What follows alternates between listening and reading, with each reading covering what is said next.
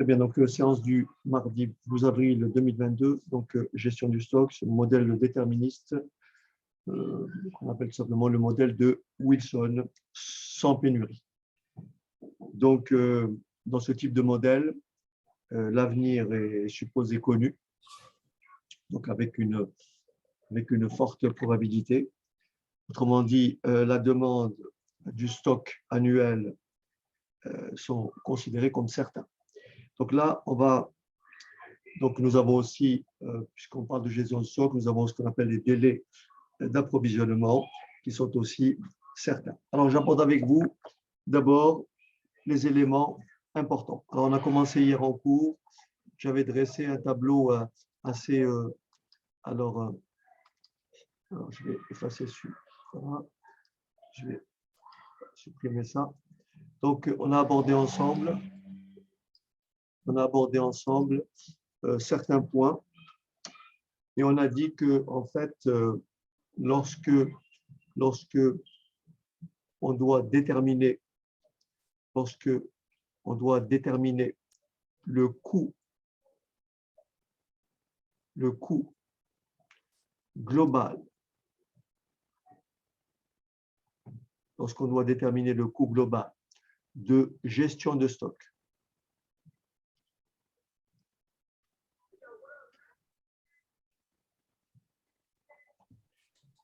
OK. Vous avez dit hier, il y a deux paramètres. Il y a deux coûts, en fait. Il y a le coût de possession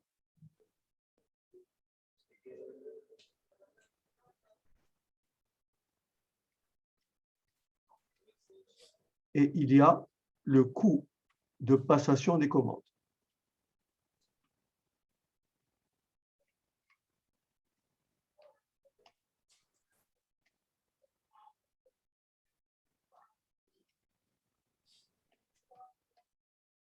OK. Il faut savoir que ces deux coûts-là sont des coûts antagonistes. Autrement dit, si dans l'année, vous allez estimer que votre consommation, votre demande annuelle, c'est grand D. D'accord? Vous avez plusieurs façons de répartir cette quantité dont l'entreprise a besoin sur l'année. Alors, bien sûr, si on commande d'un seul coup une quantité égale à grand D, on va se retrouver avec un stock important et donc on va générer un coût de possession qui sera très important. Autrement dit, dans le coût de possession, vous avez plusieurs éléments qui concourent pour former ce coût. Il y a ce qu'on appelle, bien sûr, il faut immobiliser des capitaux parce que vous avez un stock important. Donc, ça, il y a ce qu'on appelle le coût du capital. Vous avez des locaux parce qu'il faut entreposer le stock, donc il faut payer des locaux. Vous avez ce qu'on appelle une assurance à prendre si vous avez un stock qui peut effectivement être frappé d'avarie, etc. Vous avez aussi une possibilité d'avoir un stock à haute valeur technologique et donc il peut perdre de sa valeur très vite. Donc tout ça va concourir pour former un coût de possession. Est-ce que vous me suivez jusque-là? N'hésitez pas à intervenir, hein, vous avez le micro. Hein. Vous avez le micro pour ceux qui l'ont.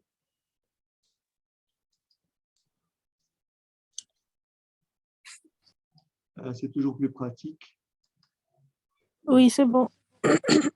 Alors, donc, on a dit donc ici, nous avons d'abord le coût de possession.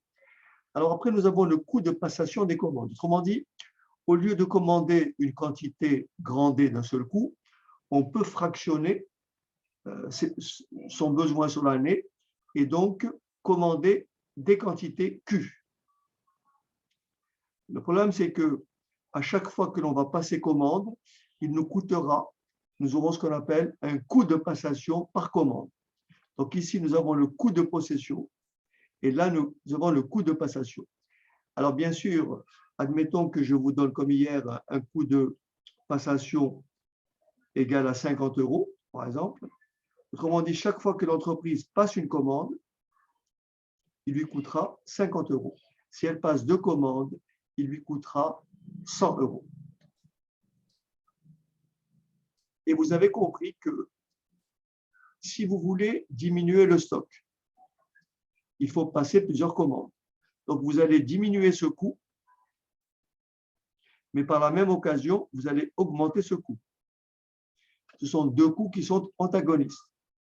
À l'inverse, si vous passez peu de commandes, autrement dit, si vous diminuez le coût de passation, donc si vous passez peu de commandes, c'est que vous allez commander de grosses quantités. Et dans ce cas-là, vous allez avoir un coût de possession qui va croître. En fait, il faut savoir très schématiquement, bon, ça on le montrera tout à l'heure, très schématiquement, les choses se présentent comme ceci.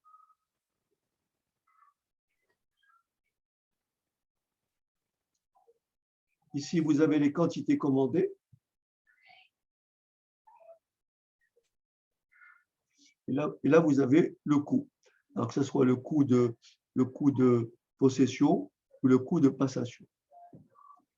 Alors, le coût de passation, c'est une fonction linéaire. Donc, le coût de passation, ça va être tout simplement une droite.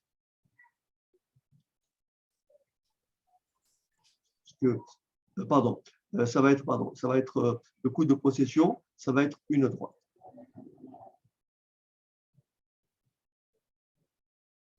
Le coût de passation, ça va être bien sûr une fonction décroissante des quantités. Il aura cette allure-là.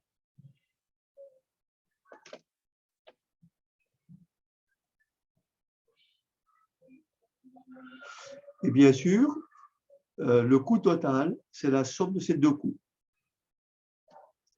Coût total, c'est la somme de ces deux coûts. Et on va trouver, voilà, donc ça c'est le coût total.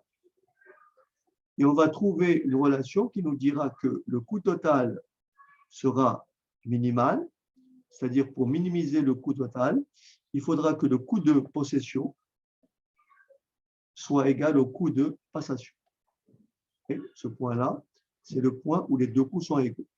Donc en fait, maintenant, on va introduire les paramètres. Alors voilà ce qu'on va utiliser.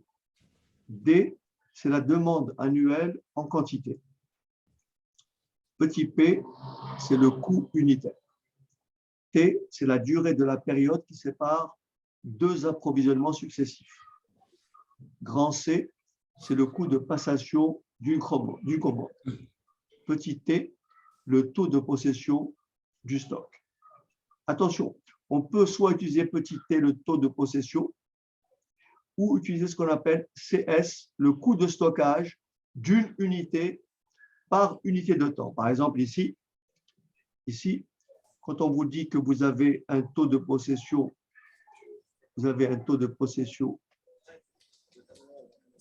T égale à 8%,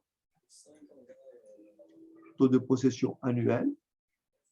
Ça veut dire que si vous détenez en stock, si vous avez en stock une quantité Q, ça c'est la quantité.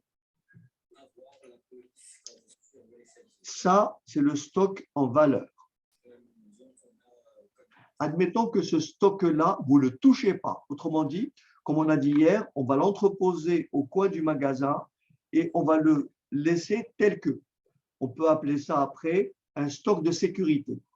Donc, le coût de possession, ça sera tout simplement Q fois P fois T.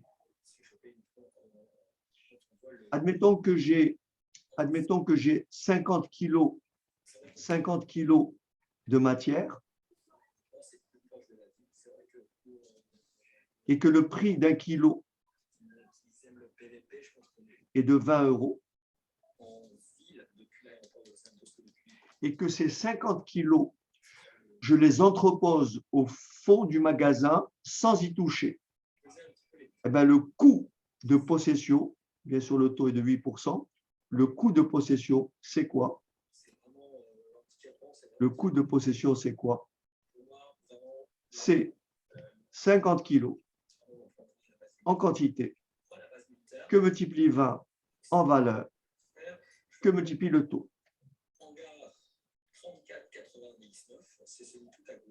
D'accord?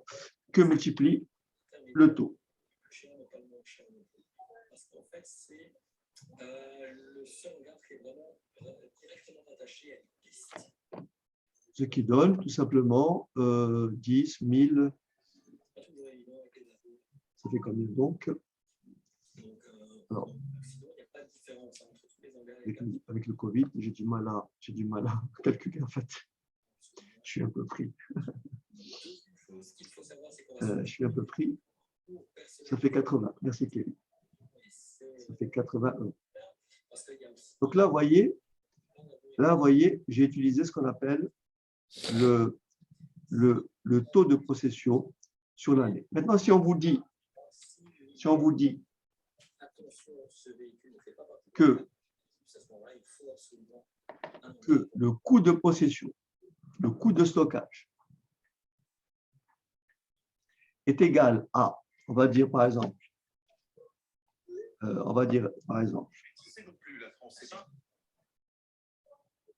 Monsieur, oui, c'est chez vous qui a la télé ou... non, Parce qu'il y a quelqu'un qui écoute la télé là et ça, du coup, ça fait un petit mélange là. ah oui, d'accord, non, ma télé est éteinte. Ok. Peut-être que c'est ma fille qui parle au télé, enfin, je sais pas. Vous entendez la télé? Il y a un acteur qui parle, vous reconnaissez quelqu'un? Non? Moi, la télé chez moi est éteinte. Je sais pas c'est qui. Ouais, je suis trop sérieux pour ça. Alors, admettons qu'on vous dise que ça coûte, par exemple, CS, ça coûte, alors là je le fais de façon vraiment empirique, ça coûte 1 euro, oui, ça coûte 1 euro par kilo.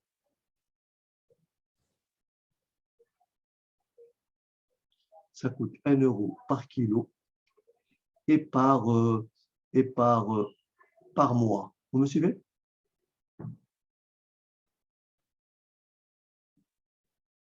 D'accord? Ça coûte 1 euro par kilo et par mois. D'accord? Admettons que ce stock-là, je le détienne toute l'année. J'y touche pas. Donc, si je veux utiliser CS, qu'est-ce que je vais dire? Je vais donc stocker 50 kilos. Ça me coûte 1 euro par kilo par mois. J'ai combien de kilos? 50 kilos. Donc, ça me coûtera combien pour un mois? Ça me coûtera 1 euro que multiplie 50. Est-ce que ça va? Ça, c'est pour un mois. Mais si je veux calculer sur l'année, puisque ce stock, je ne touche pas, je multiplie par 12. Est-ce que ça va? Et donc là, ça me donnera un nombre assez important, 60, 600. Est-ce que ça va? Alors, pour que ça ressemble à ce que j'ai fait tout à l'heure, comme j'ai fait le calcul, donc là, je vais modifier.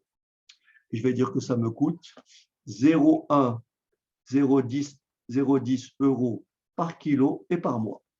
Donc, ça me coûte 0,10 kilo, 0,10 euros par kilo. Donc, comme j'ai stocké 50, ça me coûtera 0,10. Que multiplie 50? Ça, c'est pour un mois. Que multiplie 12? Et j'ai ainsi 60. Ça, c'est le coût de possession, bien sûr calculé avec CS. Donc, on peut calculer le coût de possession à partir d'un taux de possession ou à partir d'un coût de stockage. Est-ce que ça va?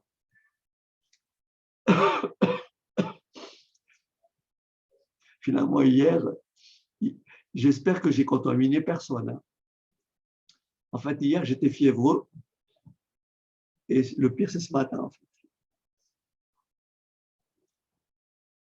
Bon. J'espère que vous ne m'en voulez pas de vous avoir déplacé pour rien.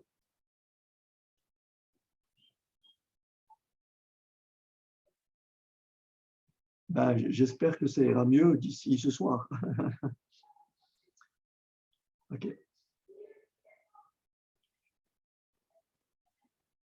Est-ce que tout le monde me suit? J'essaie d'aller doucement pour que tout le monde comprenne, hein, d'accord?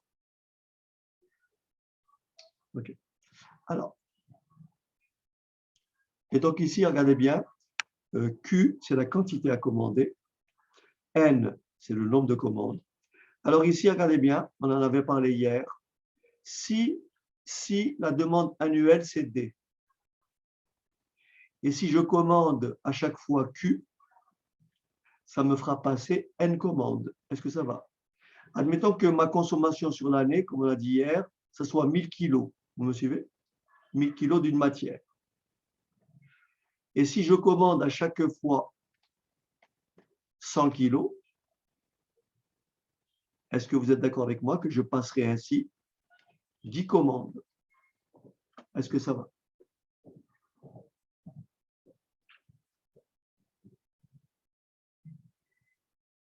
OK. Très bien. Ensuite, la relation. Admettons que la durée de stock, la durée θ, la durée de gestion de stock, soit de 360 jours. Oui, θ, ici c'est θ d'hier, 360 jours. Mais comme je passe 10 commandes, ça voudra dire passer une commande. J'aurais dû rajouter ici. Mais si c'était pas θ sur N, Pardon? hier vous aviez mis θ sur N. Oui, ça c'est pour trouver, la durée, la période. Ah. Donc là, pour trouver la période, on est d'accord, ça fera donc θ, d'accord? θ sur N. J'aurais dû le rajouter ici. Vous voyez, donc ici, à partir de là, je peux aussi écrire que θ, pardon, T, la période, c'est la durée divisée par N. Est-ce que ça va? Et donc, ça me fait passer combien? 360 divisé par 10. Ça fait passer une commande tous les 36 jours. Est-ce que ça va? Ça me fait passer une commande tous les 36 jours. Oui, merci Faudel. Enfin, ça va un petit peu. Ça va un peu mieux. Mais ce matin, la nuit d'hier a été difficile. En fait. Est-ce que tout le monde m'a suivi jusque-là? Ça va? Pardon.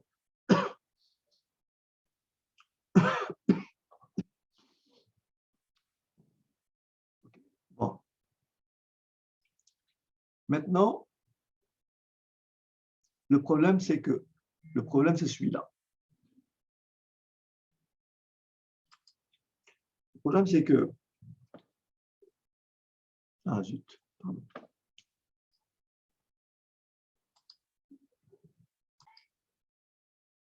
Alors, le schéma, c'est celui-là. Regardez bien. En fait, l'entreprise...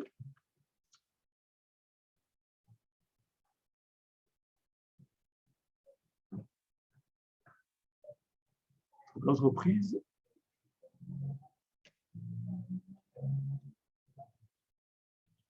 je vais tracer au trait fin.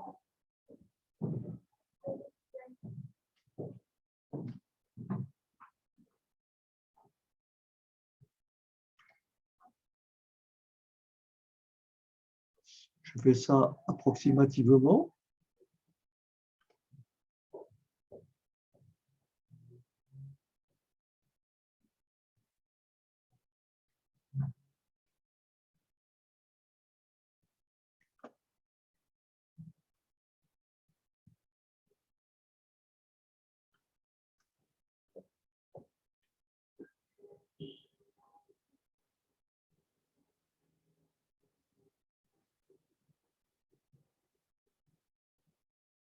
Vous voyez, l'entreprise, elle va commander une quantité Q.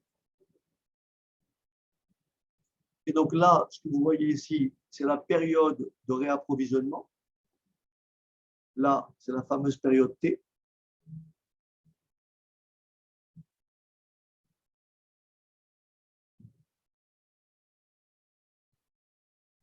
C'est une valeur qui est constante.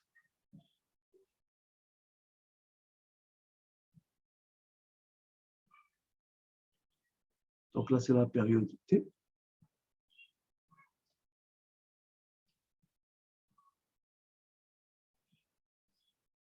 Ça va?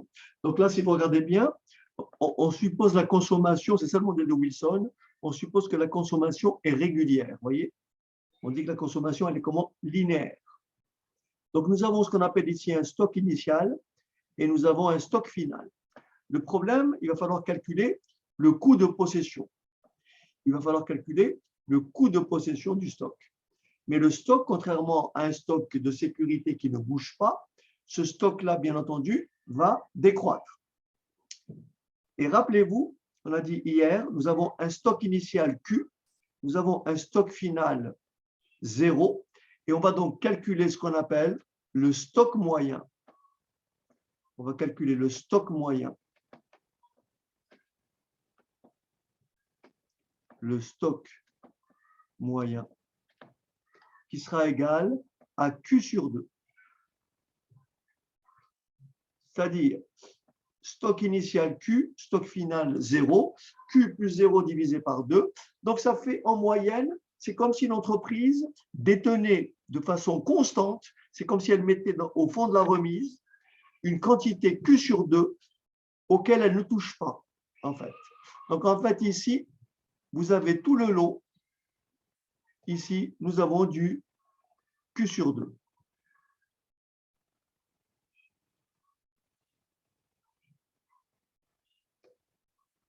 Et donc, grâce à ça, je vais pouvoir, donc là, j'ai Q sur 2, on appelle ça le stock moyen. Alors maintenant, on va calculer le coût global de gestion de stock à l'aide de ces paramètres-là. Donc, nous avons le coût total,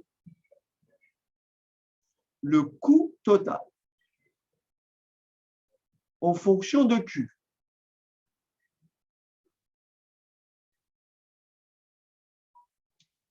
L'entreprise dispose de quelle quantité de matière en stock? Elle dispose sur l'année, sur la période de gestion de stock, elle dispose de Q sur 2 quantités. Ça, c'est le stock moyen en quantité.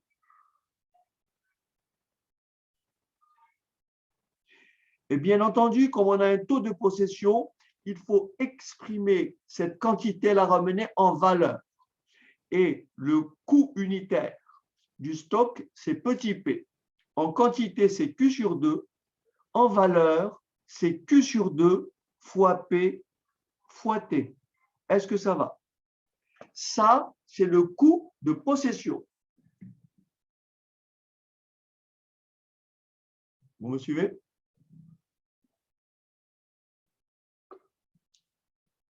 Bien. Le coût de passation, je fais un calcul ici intermédiaire.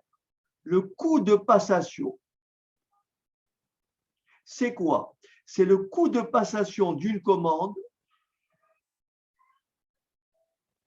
multiplié par le nombre de commandes. Mais je sais que le nombre de commandes est égal à D sur Q. Donc, ça me fait CD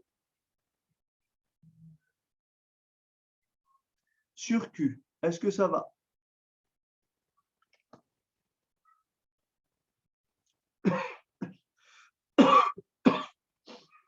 CD sur Q.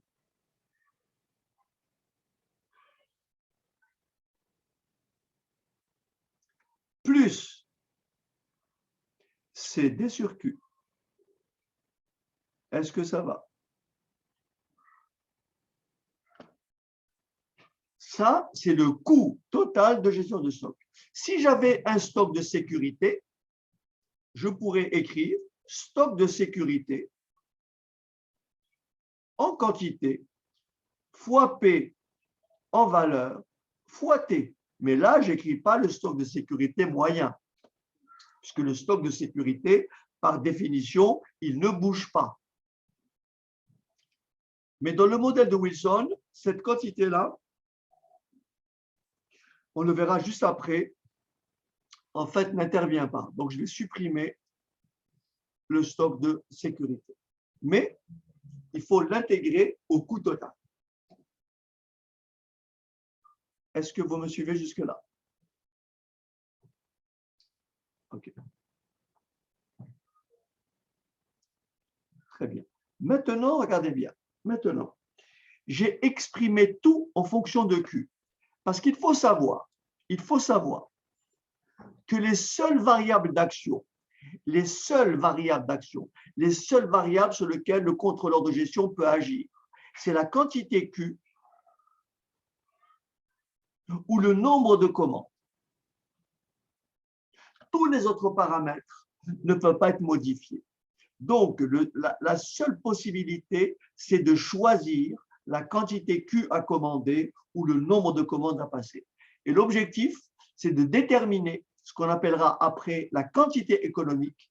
Quelle quantité l'entreprise doit-elle commander pour que ce coût total soit comment? Le plus bas possible. Donc, on va essayer de minimiser le coût global de gestion de stock. Est-ce que ça va? On va essayer de minimiser le coût global de gestion de stock.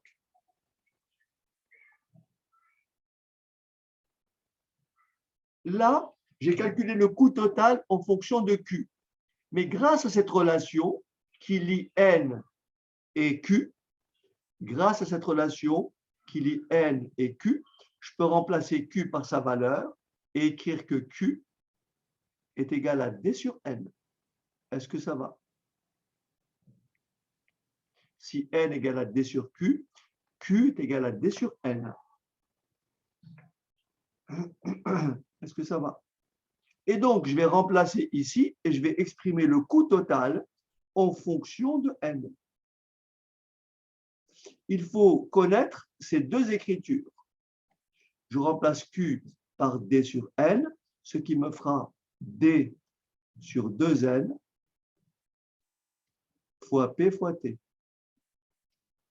plus le coût de passation, C fois le nombre de commandes. Voilà deux façons d'écrire le coût total, soit en fonction de Q, soit en fonction de N. Est-ce que ça va?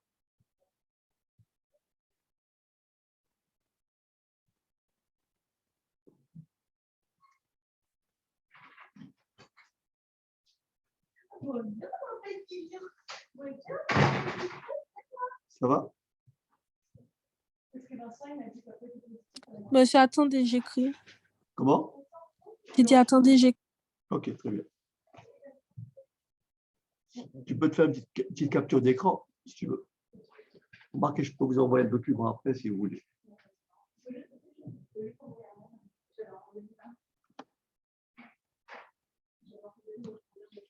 Est-ce que tout le monde a compris déjà la première partie, là? Ça va? Je vais vous faire une fiche pour que les choses soient très simples, en fait.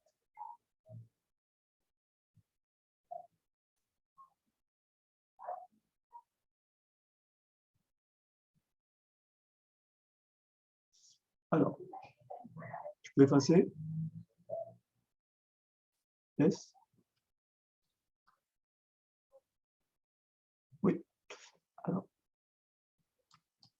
donc, j'ai résumé ici les deux écritures. Donc, coût total de gestion du stock, soit en fonction de Q, soit en fonction de N. Toujours avec N égale D sur Q ou Q égale D sur N. OK?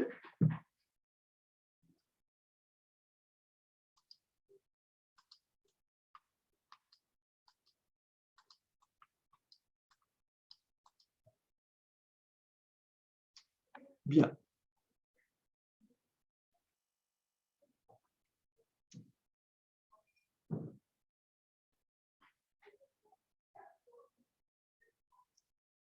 Alors, hier, je vous avais dit qu'il y a un résultat à retenir, c'est que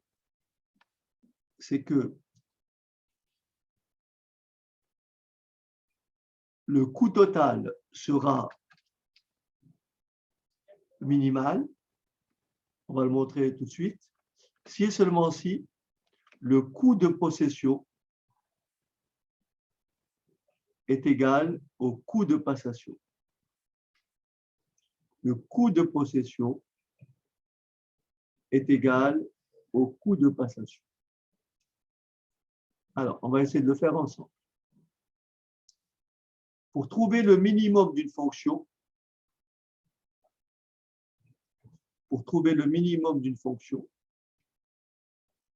on peut calculer sa dérivée. La variable ici, c'est q. Vous savez que la dérivée de x, c'est 1, donc la dérivée de q, c'est 1. Vous savez que la dérivée de 1 sur x, c'est moins 1 sur x2, donc la dérivée de 1 sur q, c'est moins 1 sur q au carré. Q étant une variable. Et donc, je vais pouvoir dériver ct de q. Regardez bien. La dérivée de ct de q,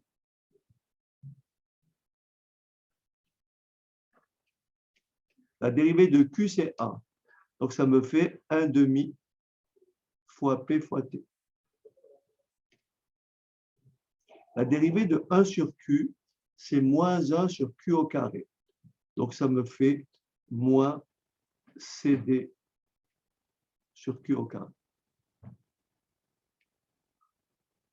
Est-ce que ça va? Et cette écriture-là, il faut bien la retenir parce que sur une copie, c'est beaucoup plus facile à mettre en place. Hein, on aura l'occasion de montrer, de faire au travers d'exercices. D'accord? Donc, qu'est-ce qu'on va chercher maintenant? Objectif, rechercher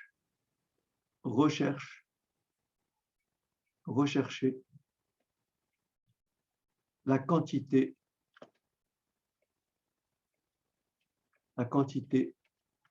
économique. Rechercher la quantité économique ou la quantité optimale. Autrement dit, la quantité pour laquelle le coût total est minimal. Vous savez que lorsque vous avez une dérivée, la valeur pour laquelle vous avez un minimum, c'est la valeur qui annule la dérivée. Donc, je vais résoudre l'équation et je vais écrire C'T de Q égale 0. Donc, la dérivée, c'est 1 demi fois P fois T moins CD sur Q au carré égale 0. Donc, je passe ça dans l'autre membre, ce qui va me donner quoi? 1 demi fois P fois T égale CD sur Q au carré. Je fais le produit en croix. Je multiplie ici par 2. Je multiplie ici par Q au carré, ce qui va me donner Q au carré fois P fois T est égal à 2 fois CD. Donc, ça fait Q au carré est égal à 2 CD sur P fois T. N'oubliez pas que je cherche QE. Et donc, j'en déduis QE, la quantité économique, comme Q est une quantité positive, donc ça me fait une seule valeur. Donc, la quantité économique ou la quantité optimale, c'est la racine carrée de 2 fois CD que multiplie P fois T.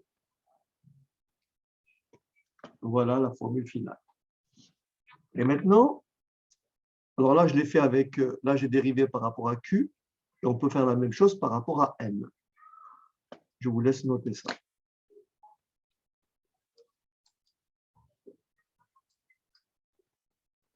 Maintenant, regardez ce que je vous ai dit tout à l'heure. Le minimum, on l'obtient lorsqu'on va annuler la dérivée. La dérivée, elle s'annule ici. Regardez bien. Je vais reprendre ces éléments-là. Vous allez voir qu'on va démontrer que dans ce cas-là, QE, voyez, ici, la dérivée s'annule. Si et seulement si j'ai tout simplement 1 demi fois P fois T égale à CD sur Q au carré.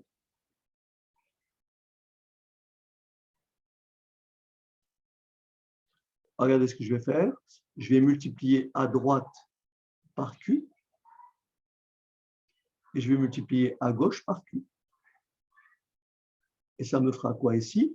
Q sur Q au carré, ça se simplifie. Ça me laisse quoi? Ça me laisse quoi? Q sur 2 fois P fois T égale, je simplifie par Q, égale CD sur Q. Vous voyez qu'à l'optimum, le coût de possession est égal au coût de passation. Donc là, si vous mettez la quantité économique, ben ce coût-là sera nécessairement égal à ce coût-là. Est-ce que ça va? Ça, c'est un résultat important. Autrement dit, le coût total, c'est soit 2 fois le coût de possession, soit 2 fois le coût de passation. Puisqu'à l'optimum, les deux coûts sont égaux, comme le montre la dérivée ici. Est-ce que ça va?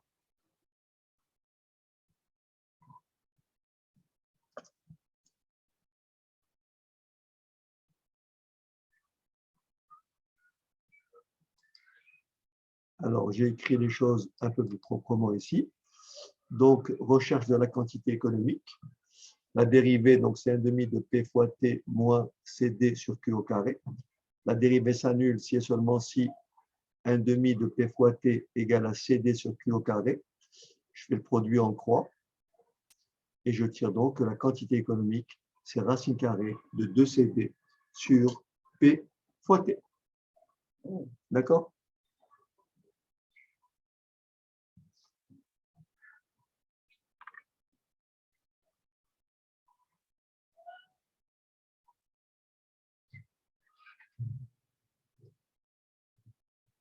Donc là, j'ai fait mes calculs. J'ai pris comme variable Q. Mais j'aurais pu prendre comme variable N. J'aurais pu prendre comme variable N. Et dans ce cas-là, voilà ce que ça m'aurait fait. Dans ce cas-là, voilà ce que ça m'aurait fait. J'avais pris cette écriture-là.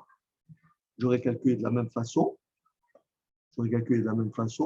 C''T C''T de N. La dérivée de 1 sur N, c'est moins 1 sur N au carré. Ça me fait moins D sur 2N au carré fois P fois T, plus la dérivée de C fois N, la dérivée de N, c'est 1, donc plus C. Et je pose la dérivée égale à 0. Dérivée égale à 0. Ça équivaut à, pour que ça fasse 0, il suffit que cette quantité soit égale à cette quantité. Donc, qu'est-ce que j'ai? J'ai donc grand C égale à D sur 2N au carré.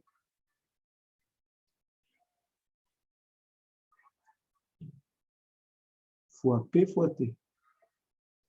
Je fais le produit en croix, ce qui va me donner N au carré fois C égale D sur D fois P fois T sur 2. Je divise par C. Je divise par C, ça me fait N au carré égale D fois P fois T sur 2C. Et bien sûr, je cherche NE, le nombre optimal de commandes, la cadence en fait. Il faut donc passer NE commande qui est égal à racine carrée de D fois P fois T sur 2 fois C. Voilà. Donc D fois P fois T. C'est pour ça que il vaut mieux ne pas apprendre des formules et retenir simplement partir de l'écriture de base. J'insiste là-dessus. La dérivée est très simple. Il suffit de retenir que la dérivée de 1 sur n, c'est moins 1 sur n au carré. Et la dérivée de n, c'est 1. Et du reste, cette valeur-là, on peut la retrouver, rappelez-vous tout à l'heure, on avait trouvé QE égale racine carrée de 2CD sur P fois T. Je peux retrouver cette valeur-là à partir de là. Je sais que NE,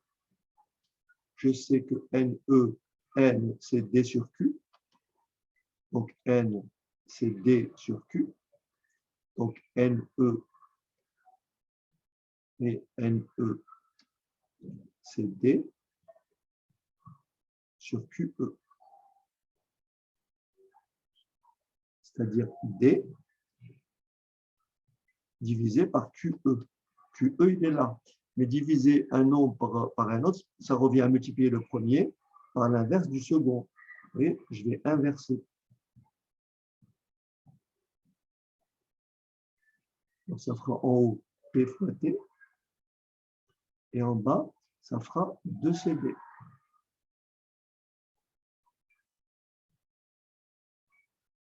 D'accord?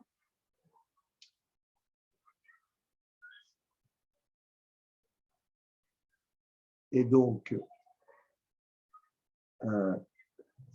j'ai un tout petit souci. Alors, j'ai un tout petit souci.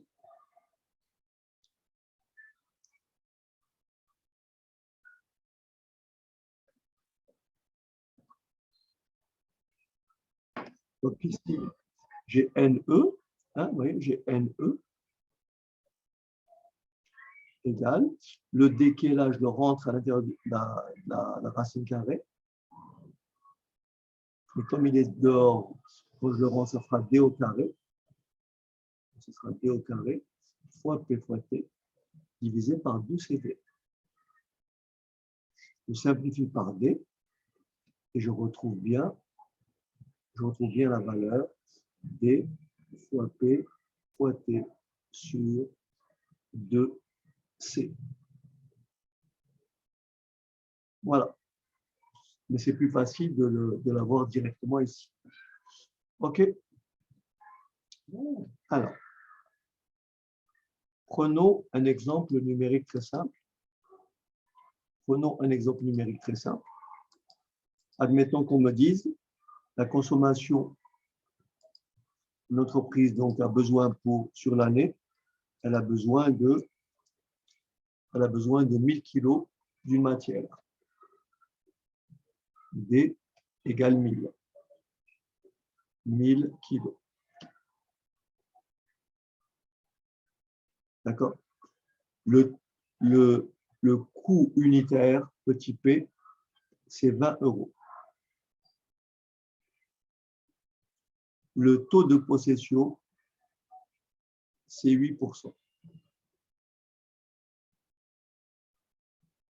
Le taux de possession annuel. Le coût de passation, c'est 50 €.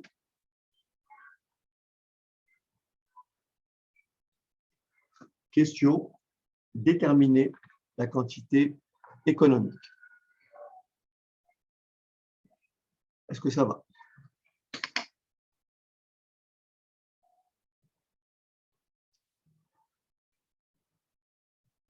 Déterminer la quantité économique.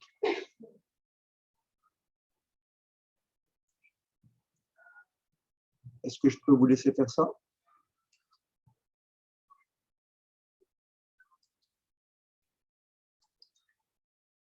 Alors, voilà comment il faut procéder. Étape numéro 1. Alors, je vais exprimer tout en fonction de Q. Alors, je vais écrire, pour que vous soyez familier avec l'écriture, le coût total en fonction de Q, c'est le stock moyen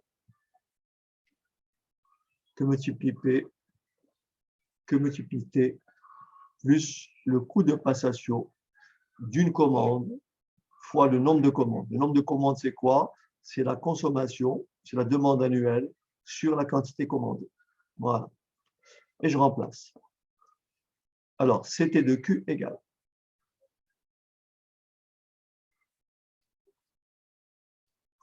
Q sur 2, que multiplie P, 20 euros, que multiplie 8%,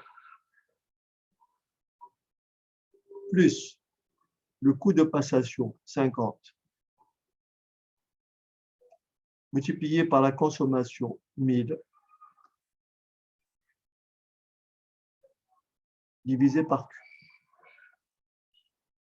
Est-ce que ça va?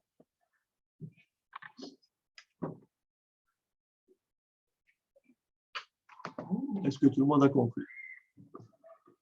Donc, je fais le calcul et ça me donne. CT de Q égale. Alors, 20 divisé par 2, ça fait 10. 10 que multiplie 0,08. Est-ce que vous êtes d'accord? Ça fait 0,8 Q.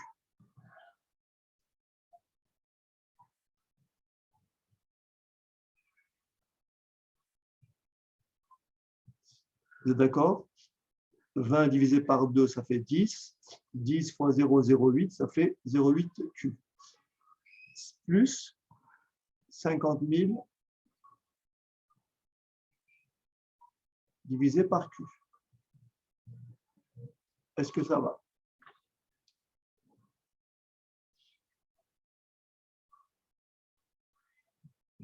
Maintenant, on va dériver la fonction. On va dériver la fonction CTT de Q. La dérivée de 0,8Q, c'est 0,8. Moins 50 000 sur Q au carré. Est-ce que ça va?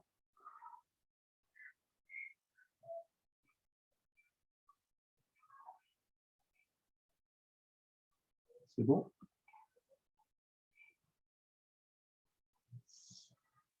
Très bien. Maintenant, je vais poser dérivée égale 0.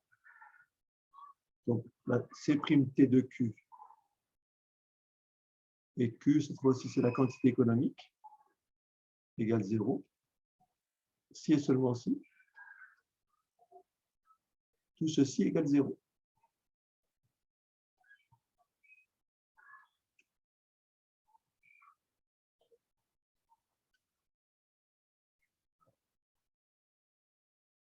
E, c'est quantité économique, égale 0.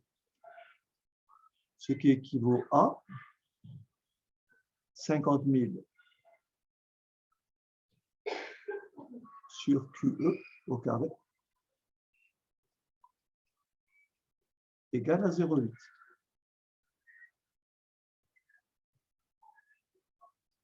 Ce qui veut dire que je fais le produit en croix.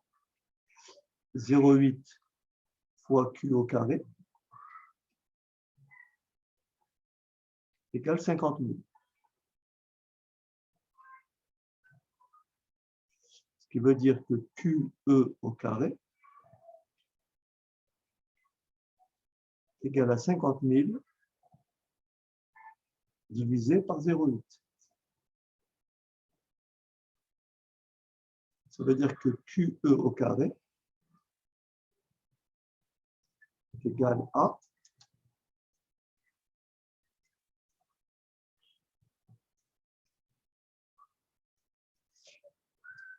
62 500.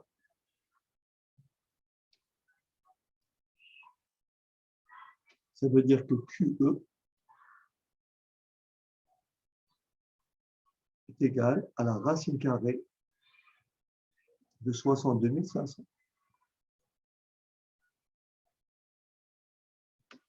Soit QE égale 250. Est-ce que ça va? Monsieur, pourquoi on a fait tout ça? Comment? Pourquoi on a fait tout ça? Pour trouver pour trouver la quantité économique. C'est-à-dire que l'entreprise doit commander quelle quantité pour que le coût total soit le plus bas possible. Oui, mais tout à l'heure, là, parce que moi, j'ai trouvé 250, mais tout à l'heure, là, vous avez déjà simplifié toutes les formules. Du coup, on avait juste à faire QE égale à 2 fois CD, racine carrée de 2 fois CD Oui, divisé là, tu as par... appliqué la formule directe, mais il faut s'habituer à présenter comme ça. C'est mieux, en fait. Toi, tu as appliqué la formule de façon brutale. Tu as écrit QE égale. Tu as compris? Il faut éviter ça. 2 fois CD, parce que si tu oublies la formule, tu es perdu. Tu vois? Ok. Si tu appliques ça, il n'y a pas de problème. Tu trouves la même chose. Mais simplement, si jamais tu as oublié ça, tu seras. C'est pour ça qu'il vaut mieux retenir coût total, c'est coût de passation, coût de possession plus coût de passation. Dérivé. Voilà. Donc, c'est relativement facile. C'est toujours le même schéma, en fait. C'est ce qui est attendu en général à l'examen. D'accord? Maintenant, regardez bien ce qui se passe. Donc, QE égale à 250. Donc, je peux calculer NE, le nombre de commandes à passer. Le nombre de commandes, c'est quoi? C'est 1000 divisé par combien? Divisé par 250. Donc, il faut passer combien de commandes? 4 commandes. Est-ce que ça va? Et il faut passer une commande tous les combien? Une commande tous les combien? La période, c'est 360 jours divisé par le nombre de commandes. Donc, il faut passer une commande tous les 90 jours, c'est-à-dire tous les 3 mois. Est-ce que ça va? Et regardez ce que je vous avais dit. Si je remplace Q par 250, vous voyez ici, regardez si je remplace Q par 250, regardez ce que ça fait. CT de 250.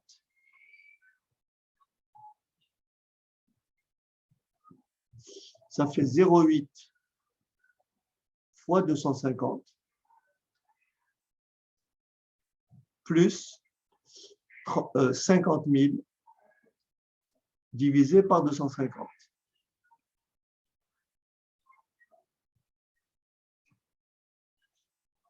Est-ce que vous êtes d'accord avec moi que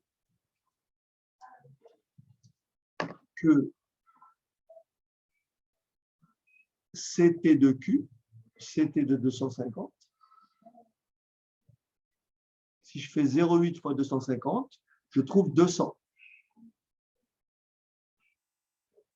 Et si je fais 50 000 divisé par 250, je trouve 200 aussi. Est-ce que ça va? Monsieur, on m'a dit que... Non. Vous voyez, le coût de possession, à l'optimum, il est toujours égal au coût de passation. Hein? Monsieur, tu me demandes pourquoi vous avez mis 0,8 parce que 0,8, c'est pas 8%. Non, mais là, j'ai fait tout le calcul ici, Alan. Ici, j'ai fait le calcul. 20 fois 8% divisé par 2, ça fait 0,8. Ah oui. Okay, et oui, il y a tout le calcul qui est là. C'est tout ça qui fait 0,8. D'accord? D'accord, monsieur. OK, c'est tout ça. OK? Quand tu fais 20 divisé par 2, ça fait 10. 10 divisé par 8, 10 multiplié par 8%, ça fait 0,8. Et tu vois que si tu remplaces Q par 250 ici, et tu remplaces Q par 250, comme tu as l'optimum, ben ce coût-là sera égal à ce coût-là. C'est ce qu'on avait dit préalablement. D'accord?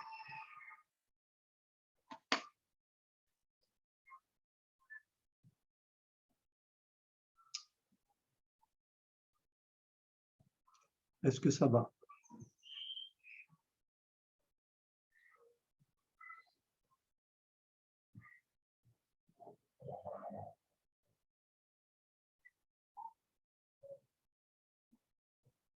Vous avez des questions?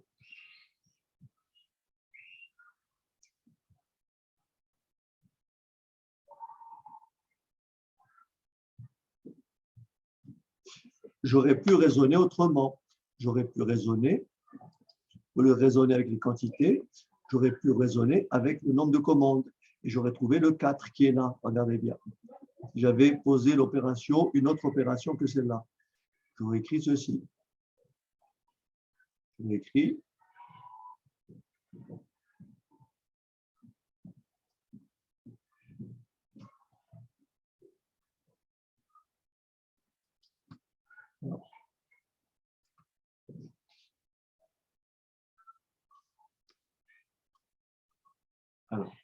vais exprimer le coût total en fonction de n.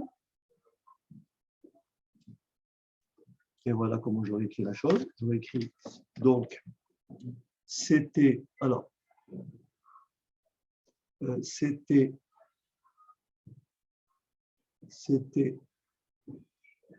de n égale,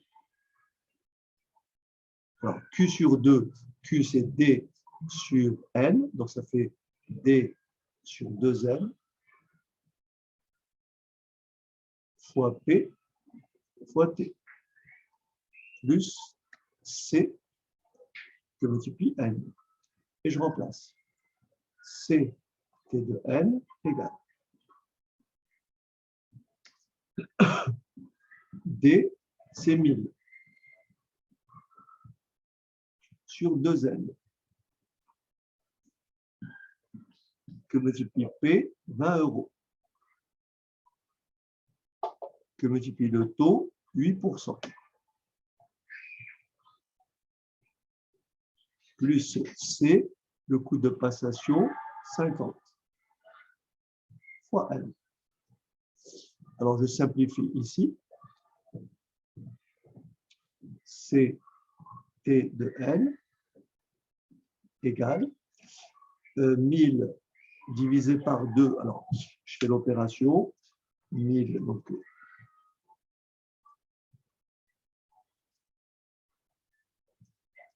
alors, si je ne me trompe pas, ça fait 800 sur N.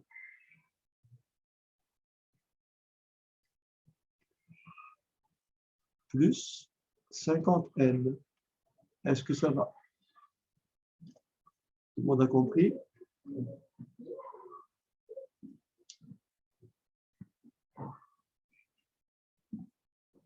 Donc 1000 divisé par 2, je vérifie quand même, parce que vous ne m'aidez pas à faire les calculs, fois 20, je multiplie 0,08. Ça fait bien 800. Et donc, comme tout à l'heure, je vais chercher la dérivée. Je vais chercher la dérivée.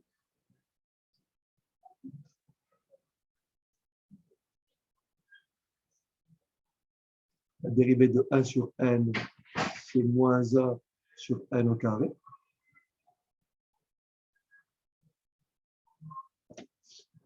Plus la dérivée de 50n, c'est 50.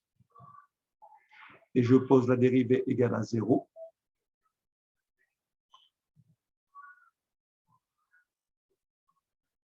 Ça équivaut à 800 sur n au carré égale 50. Je fais le produit en croix. Ça fait 50 que multiplie n au carré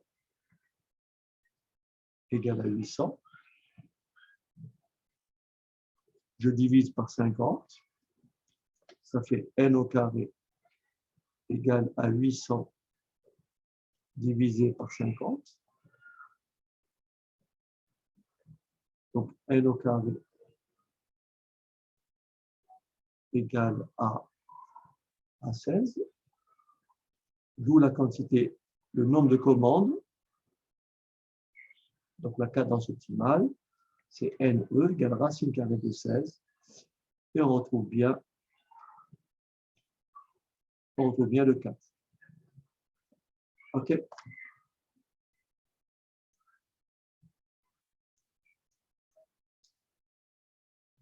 Est-ce que ça va?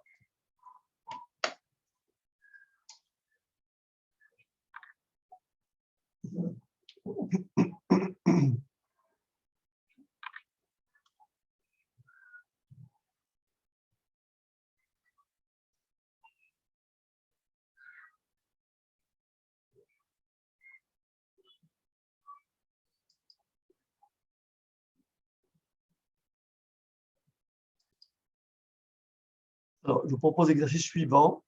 Donc, ça, c'est un extrait du DCG, n'est-ce pas? Monsieur CG vous demande, a priori non, ce n'est pas extrait du DCG, c'est plutôt celui-là. On va prendre celui-là.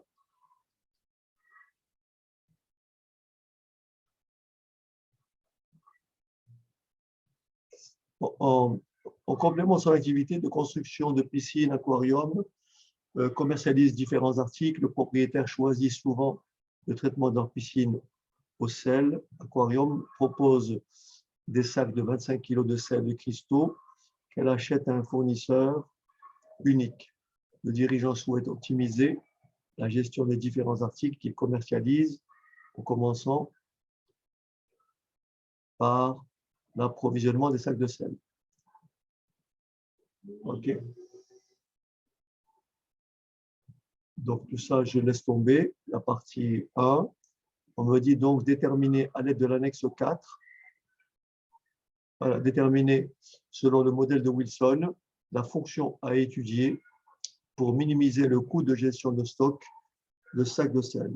En déduire le programme optimal d'approvisionnement, nombre de commandes par an, quantité à commander, périodicité des commandes et coût annuel de gestion de stock. Et l'annexe, elle est là. OK.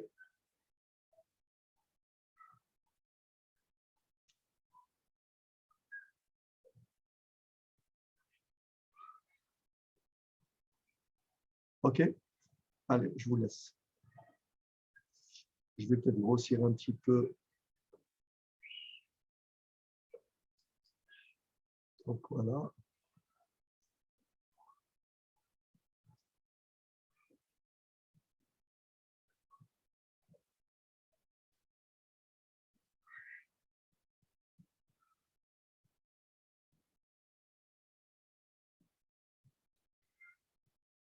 L'intérêt, c'est aussi la question 5. Quel serait l'impact d'un stock de sécurité de 205?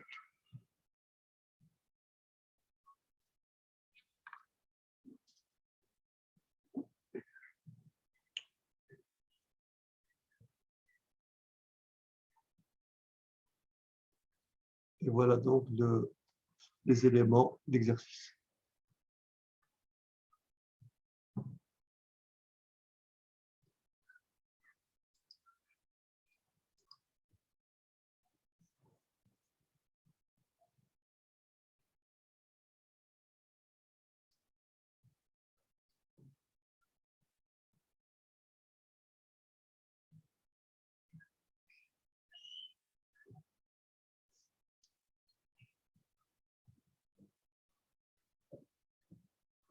Monsieur, c'est quelle question qu'il faut faire parce que faut bouger, mais on voit Comment? pas du tout.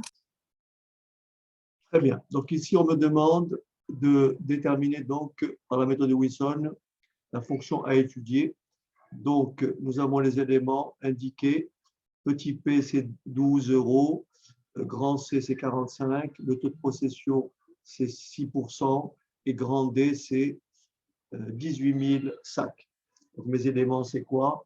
C'est tout simplement, alors, tout simplement,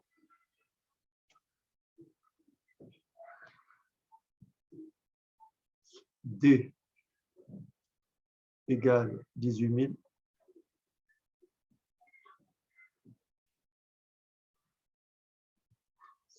Sacs. Petit p égale 12 €.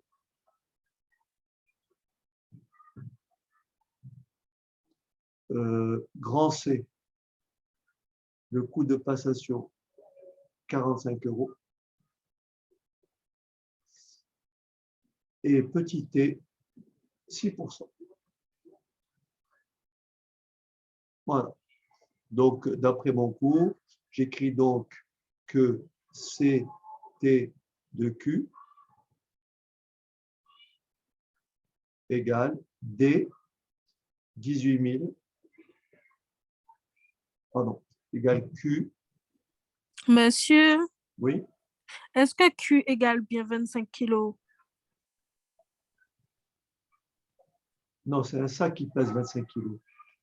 On commande 18, la demande, la consommation, c'est 18 000 sacs. OK. Vous comprenez? Donc, on va chercher le nombre de sacs à commander, en fait. Donc, la quantité, le stock moyen, c'est Q sur 2, que multiplie P, que multiplie T, ça c'est le coût de possession, plus le coût de passation, c'est CD sur Q. Et il ne me reste plus qu'à remplacer. Ce qui me donne CT de Q égale Q sur 2 que multiplie P, 12,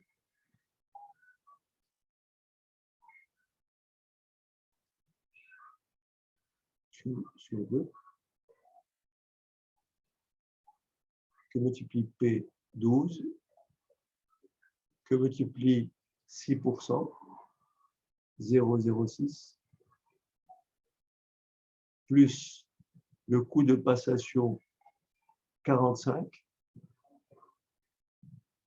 que multiplie la demande 18 000,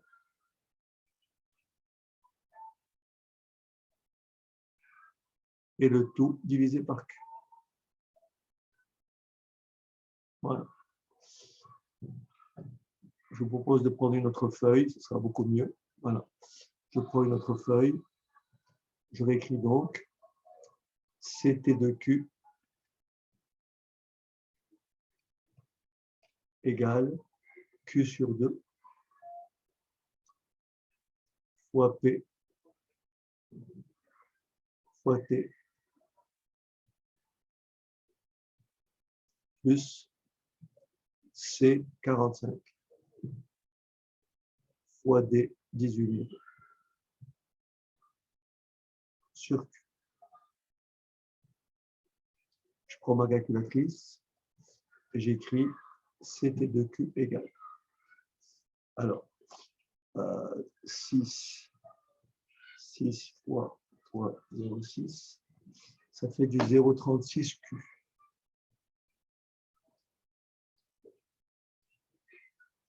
« 12 divisé par 2, ça fait 6. Et 6 fois 6, 36, ça fait 0,36. Plus 45 fois 18 000, ça fait 810 000.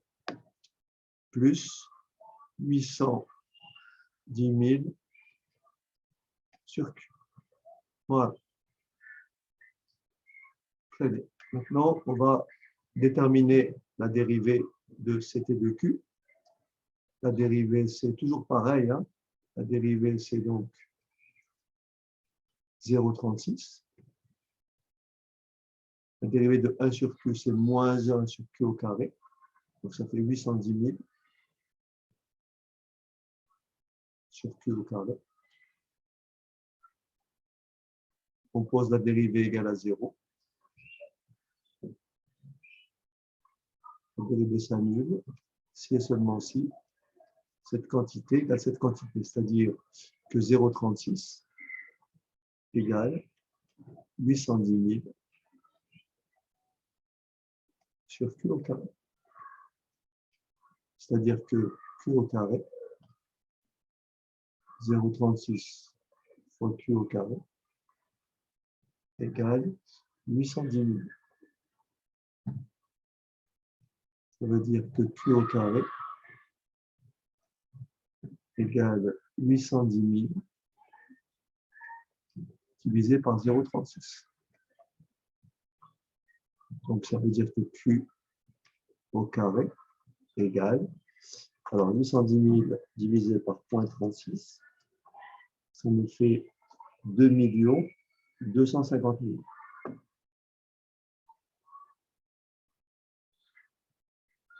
Et j'en déduis la quantité économique QE qui est égale à la racine carrée de 2 250 000. Et la racine carrée de 2 225, c'est 15. La racine carrée de 225, c'est 15. Et donc là, j'ai 4 zéros. Ça fait donc 1500. Voilà la réponse. On me demande après le nombre de commandes à passer. Donc ça, c'est facile. Trouver le nombre de commandes à passer. Donc on va trouver le nombre de commandes. NE, c'est la consommation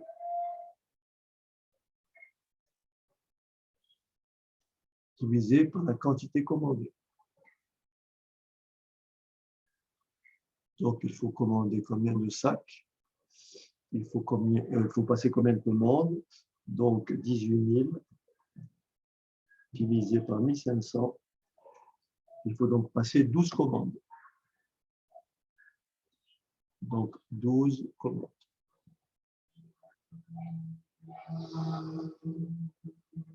Ensuite, on me dit, alors attention, dans l'énoncé, on me dit un peu plus haut, alors, à quel endroit déjà? On m'a dit au début,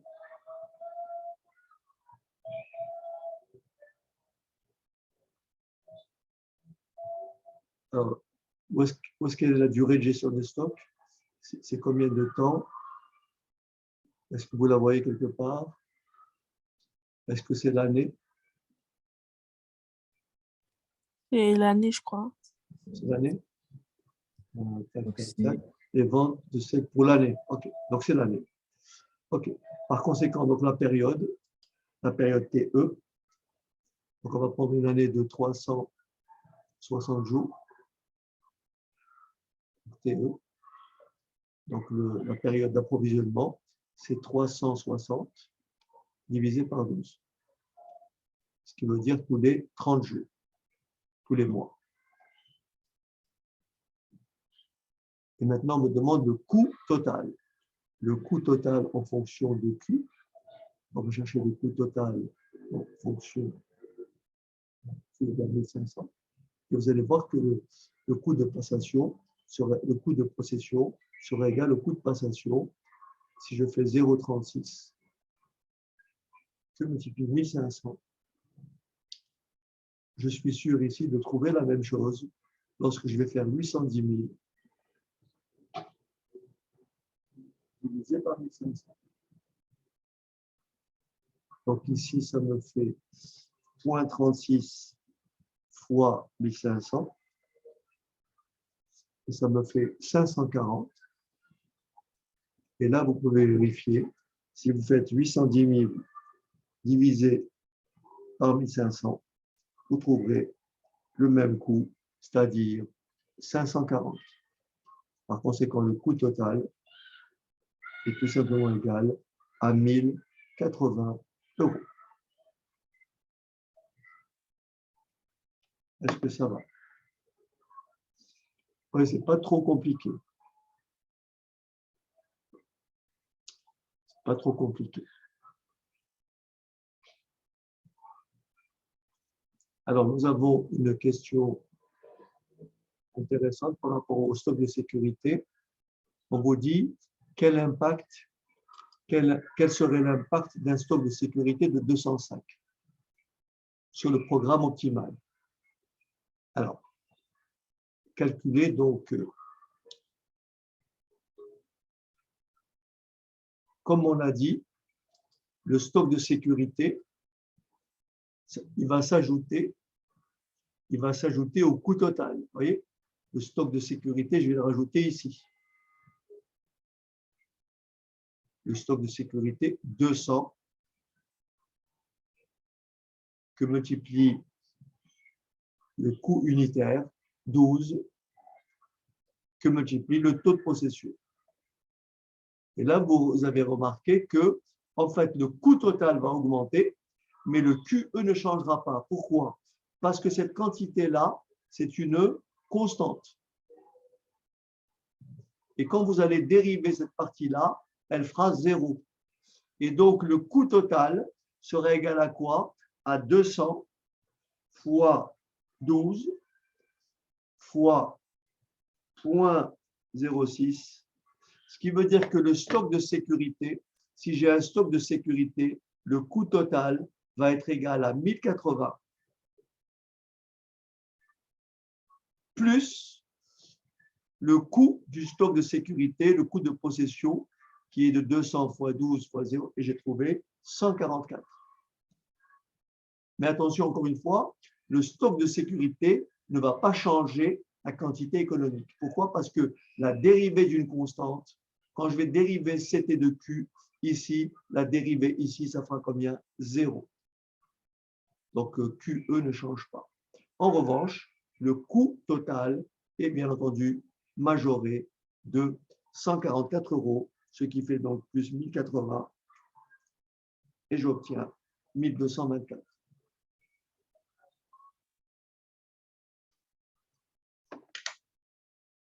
OK?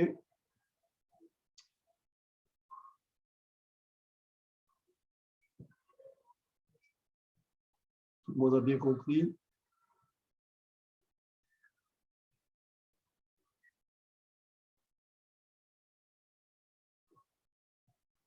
Okay.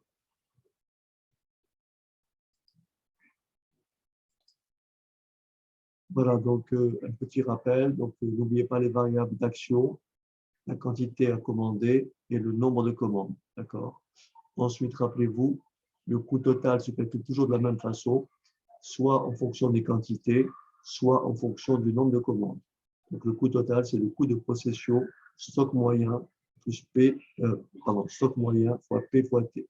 Stock moyen en quantité, fois P, le coût unitaire, fois le taux de possession. Et ici, CD sur Q, donc coût de passation d'une commande fois le nombre de commandes. On peut aussi écrire le coût total en fonction de N. D'accord? Très bien. Et puis, nous avons après, en dérivant le coût total en fonction de Q, je détermine la quantité économique. Mais je vous recommande en fait de ne pas apprendre forcément cette formule, plutôt de privilégier la démarche qui consiste à tout écrire. En fait. Et pour être sûr que vous avez bon, en remplaçant QE par sa valeur ici, vous devez trouver ce coût-là doit nécessairement être égal à ce coût-là à l'optimum. Alors, je n'ai pas abordé le cas où, mais j'en avais parlé juste avant, lorsque le taux n'est pas donné, mais on vous donne le coût de possession par article et par unité de temps, vous voyez, le coût de possession par article et par unité de temps. Donc, en fait, c'est la durée, mais par article et par unité de temps. Donc, ça, là, c'est pour un article et sur la période entière. Ce qui veut dire que le calcul ici, il se fera QE que vous allez trouver, ça va être du racine carrée de 2 CD sur P fois T, c'est CS, coût par article et par unité de temps fois la durée. Là, le CS θ, ça va écrire 1. Donc, comme je vous l'avais Mais ça, c'est pourquoi vous avez dit, je n'ai pas entendu. Pardon? Ça, c'est pourquoi vous avez dit, je n'ai pas entendu. C'est-à-dire, on peut vous donner soit le taux de possession, d'accord? Mhm. Taux de possession, 8%, mais on peut aussi vous donner le coût de possession par article et par unité de temps. Mm. Et par unité de temps, c'est-à-dire par exemple par jour.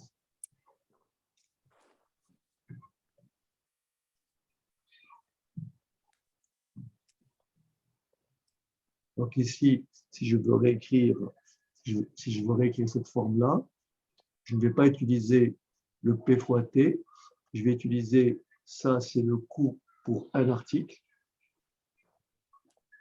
Je détiens combien d'articles? Ben, je détiens le stock moyen et la durée de gestion de stock, c'est l'année. Donc, vous remplacez ça, ici le P fois T, par CS θ. Voilà, c'est tout. Et après, vous dérivez de la même façon. OK? Voilà. Il ne me reste plus qu'à vous dire à la prochaine fois. Voilà, j'espère que cette séance a été profitable. Et c'est un thème qui est souvent posé en DCG. C'est dommage de passer à côté, en fait.